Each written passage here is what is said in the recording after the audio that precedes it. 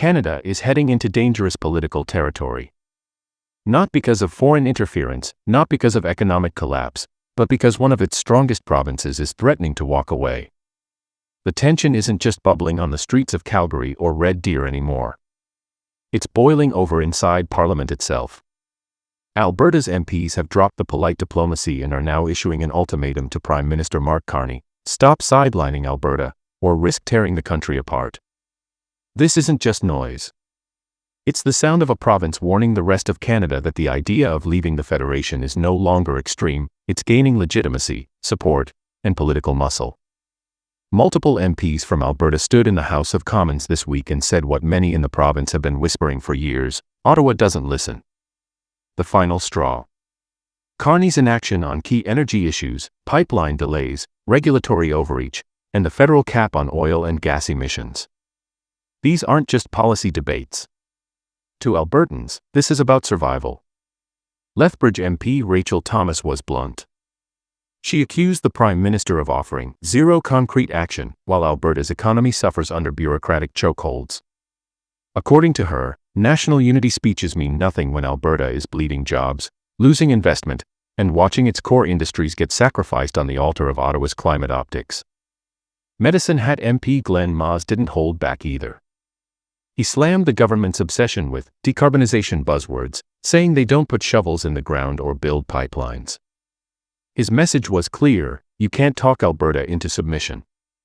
Policy, not PR, is what's needed. And then came the firebrand, newly elected MP David Becks. With over 75% of the vote behind him, he made a declaration on the floor of Parliament that stunned the chamber: Albertans aren't just frustrated. They're preparing to separate.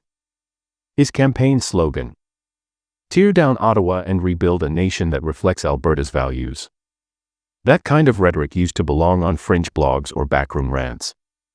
Now it's echoing inside the highest halls of power, and it's not being laughed off anymore.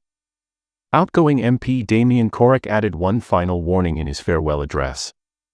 If Alberta continues to be dismissed, he said, the country's future isn't guaranteed. That's not political theater, that's a siren going off inside Canada's democratic core.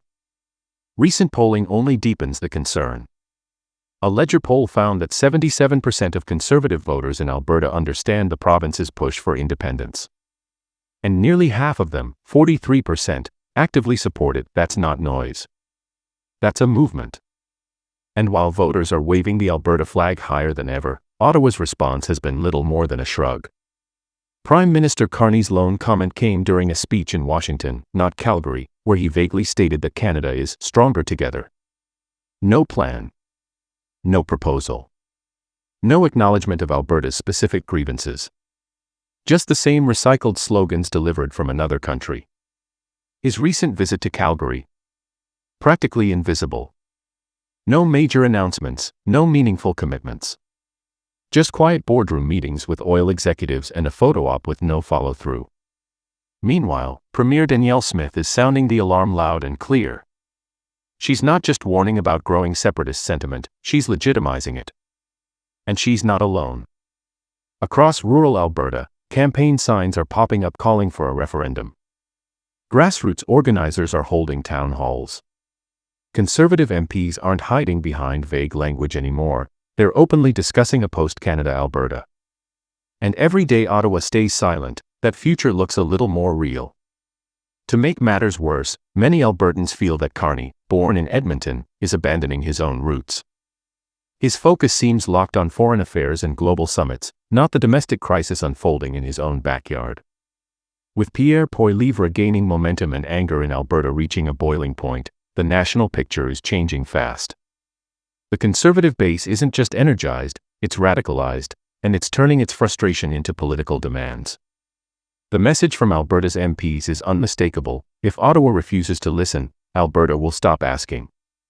And if Mark Carney continues to govern from a distance, the country he's trying to lead may begin to unravel from within. A referendum isn't just possible, it's becoming probable. And according to several MPs, it could happen as soon as next year. So, what started as political friction has become something deeper, something more dangerous. A crisis of national unity. A battle between a province's right to thrive and a federal government's failure to act. This is no longer about politics. It's about whether the Canadian Federation, as we know it, can survive. This is Maple Flash.